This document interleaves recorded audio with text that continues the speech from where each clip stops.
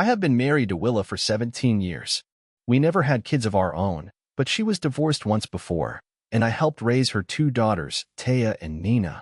They were just little girls when I came into their lives, and now they are both grown women. To be honest, I thought we had a solid marriage. Sure, we had the usual ups and downs, but nothing serious. We talked openly about our jobs, our intimacy, even our feelings and fears.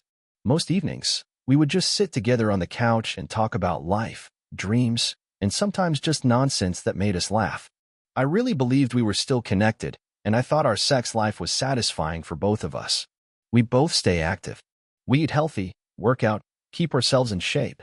I work in healthcare, and with everything going on lately, I have been logging serious overtime, 5 months straight of barely catching my breath.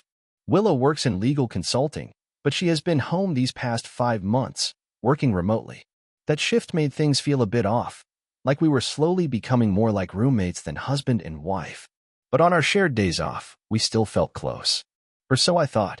Last night, I was changing the air filter on our Dyson fan in the bedroom. My phone was still charging by the front door, so I asked Willa if I could borrow hers to update the app. She handed it over, no hesitation. But something caught my attention immediately. Her phone had a new unlock pattern. That was odd. We never hid stuff like that from each other. And then, right as I was opening the fan app, a Snapchat notification lit up the screen. My stomach twisted. It read, "I'll bring the special toy." I froze. I just sat there staring at the fan for I don't know how long, trying to make sense of what I saw. It was like the words registered, but my brain refused to process them. Willa noticed something was off and asked if I was okay. I managed to mumble something about the fan's internet settings. Willa travels for work once every quarter. Her firm sends her 2 states over for a 5-day meeting. That next trip? It was coming up on Monday. That message, it was about that trip. I just knew it. I have read plenty of these kinds of stories online that I caught my spouse cheating posts. I always read them like fiction, never imagining I'd be living one myself. But there I was, on the bedroom floor, staring at a fan, knowing my life had just cracked open. The moment Willa left for work the next morning, I sprang into action. First, I made sure her location tracking was turned on both Google Maps and Find My Phone. Then I took emergency vacation time from work. I told my supervisor a little bit of what was going on, and she didn't even hesitate, told me to take whatever time I needed. That night, I didn't sleep. I stayed up combing through her old messages. I had access to her account from the time she used my Chromebook to log into Facebook. And what I found, it gutted me. Over 15,000 messages between her and another man, dating back to February of last year. They started out playful, memes, jokes, innocent banter. But it escalated. Sexting, pictures, videos. They stopped using regular text about 3 months ago and switched everything over to Snapchat. Of course they did. She had even sent him messages while lying in bed next to me. I was falling asleep while she rubbed my back, and she was messaging this guy. He's younger, works with her, married, 3 little kids, and I had met him twice.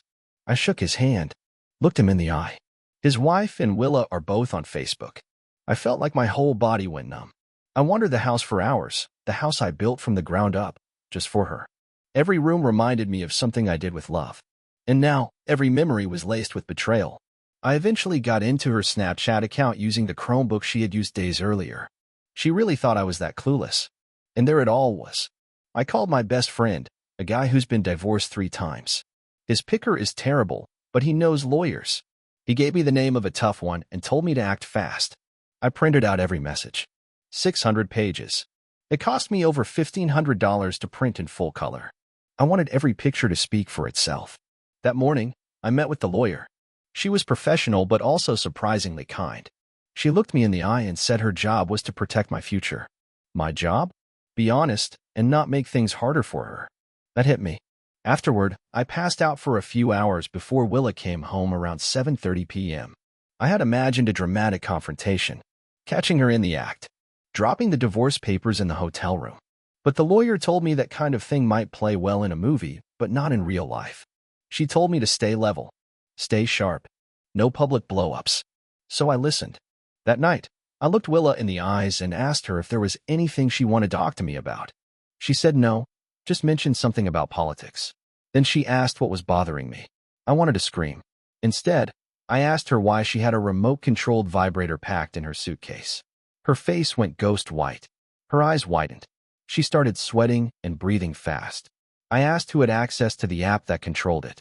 She stuttered. Then she cried. I pulled out 3 folders full of printouts, her messages to him. I asked if his wife had the app too. Willa broke. She cried. She begged. She said it wasn't supposed to go this far. She said, "I love you." She said, "You can't do this." I told her it was already done. I had already messaged the other man's wife. I apologized to her, sent her the file, told her the truth. Willa screamed it was her house too. I told her she could fight for it in court. But until then, she needed to leave. I told her, "You can go to your work conference like you planned, but do not come back here afterward."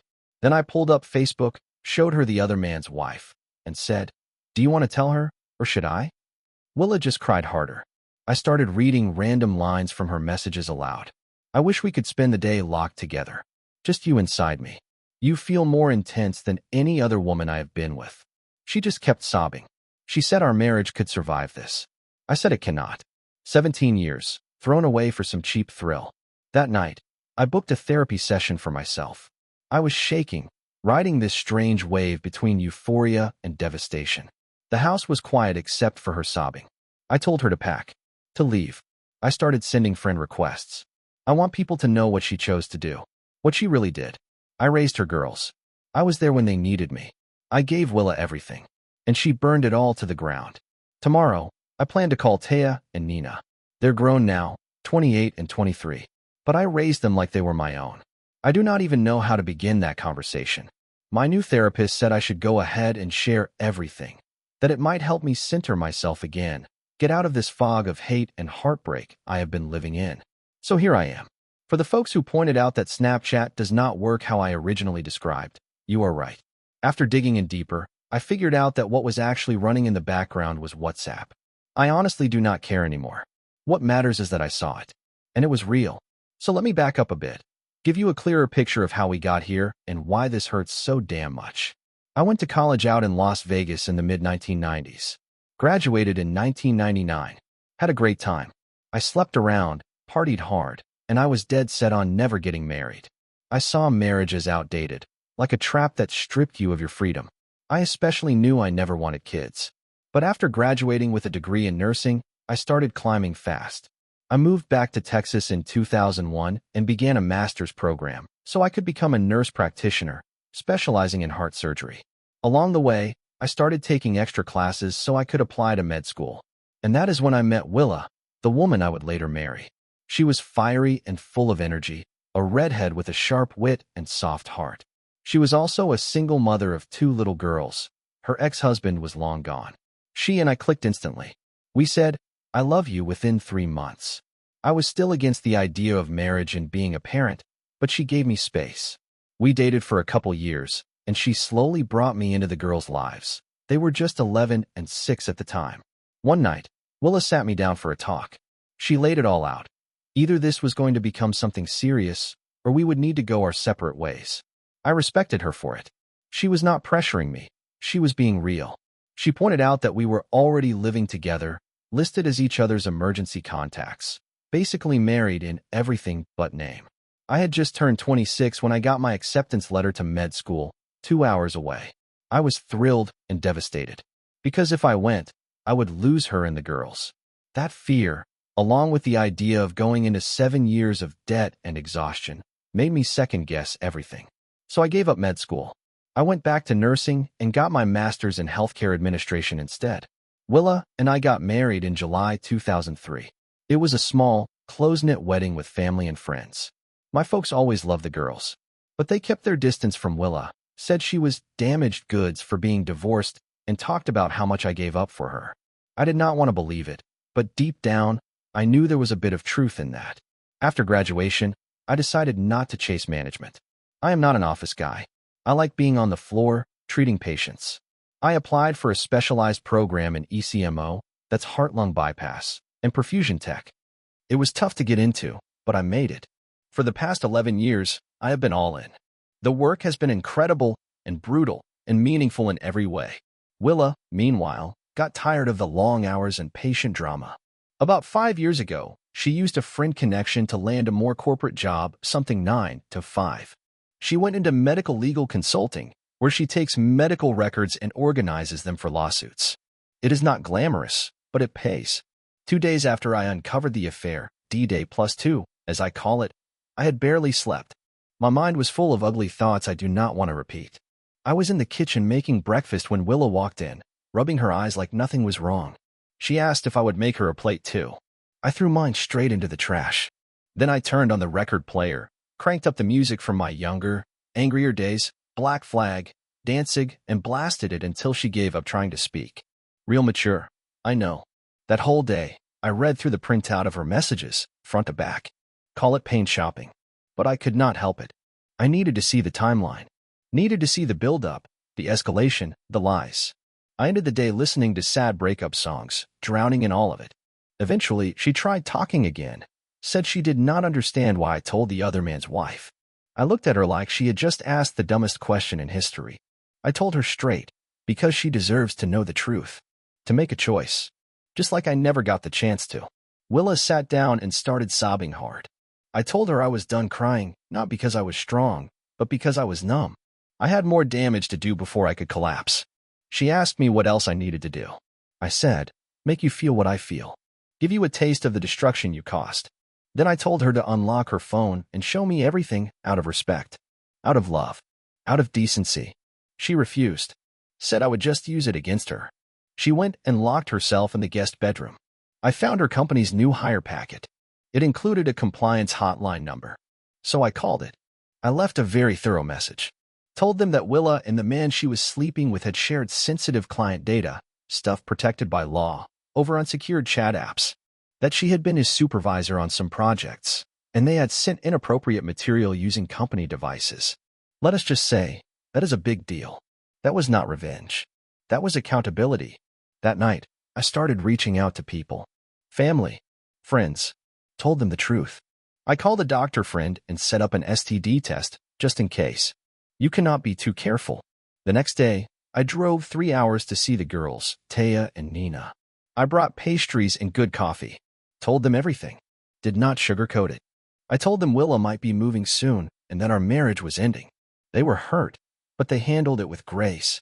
I also told them they did not have to keep a relationship with me. I would understand. But I asked them to please stay in touch with my parents, their grandparents. They both said they would. I left around 11 and stopped by my best friend's house. I finally let myself cry. Monday, D-Day +4, I came home early. Willa's Porsche was still in the driveway. For a second, I thought maybe she had taken a ride to the airport. Nope. She was inside. Had breakfast made. Said she stayed home sick and skipped the conference. She tried to act like everything was normal, tried talking about how much she loved me and how worried she was. Said she got a call from her daughters, and they were disappointed in her. I laughed. It was not a good laugh. It was unhinged. That scared me. I said, "You love me? You slept with another man for over a year. You love me? You pissed away 17 years of marriage. You love me? You gave yourself to someone else and never even told me why." She just sat there crying. I got up, walked to the liquor cabinet, and pulled out a bottle of Glenfiddich, an 18-year single malt my grandfather gave us on our wedding day. Every anniversary, we had a sip to remind ourselves that good things come with patience. This time, I drank the whole damn thing. There was maybe a third of that scotch bottle left, the one my granddad gave us when we got married. I drank every last drop. I said sorry, not because I meant it, but because I didn't offer her any. I told her she didn't deserve it. I went into our bedroom and started pulling all our photos off the walls. Every one of them with her in it or of us together. I laid them out in a pile on the kitchen table. A life reduced to frames and broken trust. While she was gone, her attorney, or someone from her lawyer's office, got in touch with mine. The divorce paperwork was ready. I just had to sign it to move forward. Once that was done, she'd be officially served within 10 business days. I looked it over while half-drunk on that premium scotch. Clicked sign and hit send. A little while later, I got a message from the other man's wife, the woman I had sent everything to. She thanked me, reluctantly, for opening her eyes. Said it was devastating, but necessary. She had since found out her husband had been with other women, not just Willa. She kicked him out and was heading to a lawyer herself. They're in California, by the way. I stayed up, kept drinking, listened to sad old songs, and passed out sometime mid-afternoon. I heard Willa come home later, probably close to 10. She found the pictures, the reminders of what once was, and the fact that I'd stripped it all down and left it on the table must have hit hard. She started crying and begged me to talk. I had one question. Why? She kept repeating, I don't know. I snapped. I was drunk and furious. I called her things I never imagined I'd say to her face. But she started this. She lit the fuse. I laughed bitterly and pulled my shirt off. You threw all of this away, I said, pointing at my own body. I'm 6'4", 200 pounds, and until last week, I still jogged and lifted weights 4 days a week. All that for some doughy pencil pusher who's never touched a barbell? Really? I showered and tried to collect myself. When I came out, she was in bed, naked, candles lit like some twisted attempt at seduction. She pleaded with me to sleep with her. I turned on the camera on my phone and asked her to repeat what she just said. I want to thank the folks who told me to document everything. That tip was gold. Despite everything, I did it. And I was rough, emotionally detached. I didn't treat her like a person I loved, not even close. I used her like she had used me. Told her to beg. Told her I wanted to hear her want me. It wasn't about love. It was rage. It was control.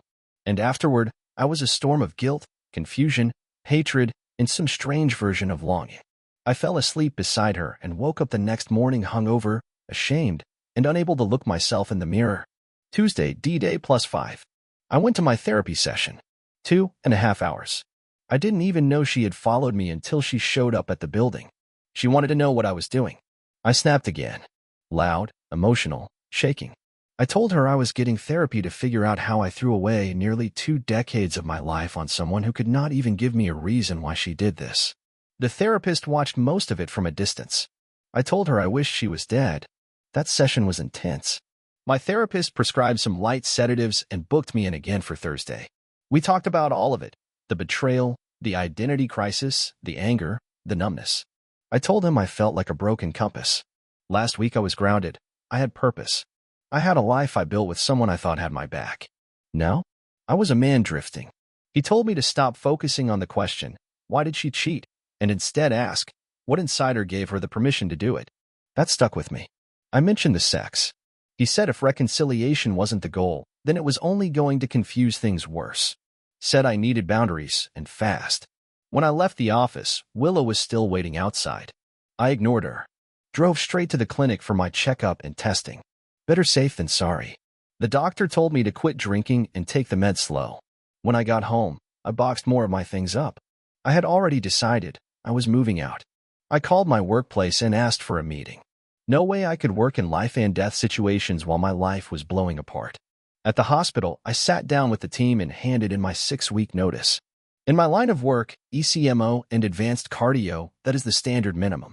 I told them I was not mentally fit to care for patients right now. That it wouldn't be fair to them, or me. I planned to relocate. Far away. That night, after picking up a few groceries, the first real food in days, I walked into the house and found her sitting in the dark, sipping wine, wearing one of her old date night dresses. She had laid out the photos again, like some kind of broken love shrine. Her makeup was smeared from crying. She tried to hug me. I gently pushed her off and pulled out my phone to record the moment. She told me the affair partner's wife had called and said he was also cheating on her with multiple women, that Willa had been nothing more than one of many. She cried harder. Said all the names I had called her were right. She begged me to try again. I said no. I told her she was sorry she got caught, not sorry she cheated. Sorry she lost her comfort. Sorry she had to start from scratch. But not sorry for betraying me. I said she left us a long time ago, the moment she made that first selfish choice. I calmly told her about the corporate compliance report. Every rule she broke. Every file I submitted. She was shaking. So was I. But I felt hollow, like everything was pouring out of me and nothing was left behind. I made a sandwich. Ate in silence. Went to bed. She followed. Wednesday, D-Day +6. I woke up with her curled around me. Quietly slid out of bed and got a light workout in. I have been working on my resume. Sent out applications. Seattle might be my next stop. I will miss being 20 minutes from my parents. They are getting up there in years. But I can't stay in this town. Too many ghosts. Too many memories of all the things I compromised. She told me she had a meeting with human resources. Her tone said it all. It was not going to go well. I nodded. She asked what she could do to make things right. Said she would agree to an open marriage. I could sleep with others if I wanted. I chuckled. You really think I trust you now? She said that was fair. I asked what I had done wrong. Why she was so unhappy she'd betray me like this. She said I was the best husband she could have asked for. I laughed again, bitterly. Clearly, that doesn't mean much anymore. She said it had been about the rush. The thrill. Said she only realized too late what she stood to lose. That getting caught was both a relief and a nightmare. Later that day, I had my therapy session. Talked about everything.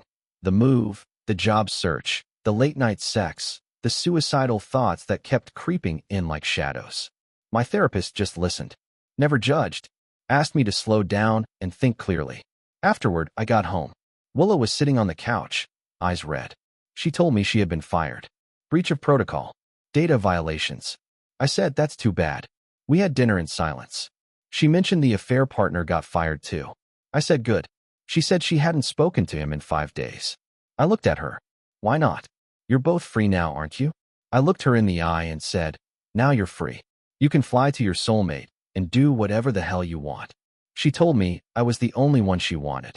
I just shook my head. You had me. All of me. And it still wasn't enough. I laid it out clearly. For nearly 20 years, I'd made sacrifices, real ones. I told her about all the times other women came on to me, how I never strayed, never once even considered falling for someone else. I didn't because I believed in us.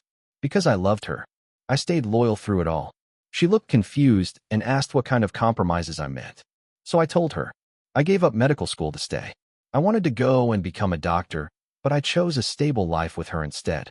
I didn't want kids, but I accepted hers. 2 girls who weren't mine by blood, but who I took into my heart because they were hers. I told her all those choices were made in the name of love. And now, looking back, I feel like I put my love and trust in the wrong person. I said if I could talk to the 26-year-old version of myself, I'd tell him to walk away from her. Again, she asked what she could do to fix this, to bring us back. I said nothing. I wouldn't compromise again. Not for her. Not ever. I told her flat out. I'll never love you again. At best, you're a body I'll use when I feel like it. That's all you are to me now. She used to be the first thing on my mind when I woke up and the last thing I thought about before sleep. Now it physically hurts to even remember those moments. So I'm letting go, piece by piece. I appreciate everyone who reached out and shared their own stories with me. Talking helped, but at this point, I feel like reliving it just stirs up the pain again. I want to walk away from that. I still don't know what I want exactly. Maybe I never will when it comes to her. But I do know this. I've got regular therapy appointments lined up, and I'm staying the course. 5 weeks later. A lot has happened. I moved out a few days after that last talk. Since then, Willa's been texting nonstop. Leaves notes on my door. Slips them under my car windshield. My lawyer offered to send her a firm cease and desist if it keeps up. I'm still thinking it over. My therapist told me I've made big strides in dealing with the anger and the depression. And honestly, I agree. I've managed it better than I thought I could. One more thing. The night before I left, we slept together one last time. I told her before and after, it meant nothing. It wasn't some emotional reconnection. Just a final goodbye. She said she understood, but the constant messages afterward tell me she really didn't. She was officially served divorce papers at the beginning of October. The hearing might not be until January, but if she doesn't fight it, it'll be a smooth process. If she does, I'll deal with that too. She got a new job fast. Goes to show, connections matter more than consequences. Meanwhile, I've made peace with the fact that she was a failure of a partner. I won't forgive her, but I've accepted it. That's enough. 2 unexpected visits. The first was from my stepdaughters. They showed up at my apartment. I was suspicious at first, thought maybe Willa had sent them. But my oldest, the one who always had a chip on her shoulder, apologized. Turns out, she had believed I was the guy her mom cheated on their dad with. But after a long, honest talk with Willa, she realized she was wrong. They had no idea about the full story. Their father cheated too, but he never admitted it. Meanwhile, their mom was in an on-again off-again relationship with some guy before me. They thought I was him. So yeah, the oldest apologized. Said she'd misjudged me. That was a powerful moment. Sad, too. Infidelity messes up more than just the marriage. It bleeds out into everyone's lives. About that sex. Some people made comments about the rough sex. Let me be clear, Willa was always into that dynamic. I wasn't. Not naturally. But I learned. Took classes, went to workshops, read all the books, just to make her happy. But I'm done doing that. She lost that privilege. She lost my respect. And once that's gone, a marriage is just a legal formality. Surprise number 2. A woman I've known for a long time at work reached out. She's in another department. Found out about the divorce through hospital gossip. I still wear my wedding ring, but now it's on a chain around my neck. She invited me out for a drink. I told her I was leaving soon and had no interest in starting anything serious. She just smiled and said, "Who said anything about forever? I just want to have a good time with you." She's stayed over a few nights since. It's been enjoyable. She even packed my bag and took me to the airport for an interview I had in Seattle. That interview went great. I also got a call from a travel nurse agency that has some solid options. Could be the kind of work I need for now, short contracts, flexible, no strings. Between contracts, I'd crash at my parents' place. Not sure if that's the plan yet, but the idea of being totally untethered is both terrifying and freeing. For the first time in almost 2 decades, I'm not responsible for anyone but me. My lawyer says there's no alimony or spousal support in our state. It's a no-fault divorce, but because I have proof of infidelity, the asset split might lean heavily in my favor. Possibly 70/30ths. We'll be selling the house. The comps came back, good money. Not enough to make up for 17 years, but still decent. I've been toying with the idea of taking a 3-month tour through Europe. Just me, my thoughts, and no reminders of the life I left behind. I am not fully healed. Not yet. But I am no longer broken. And that feels like a damn miracle.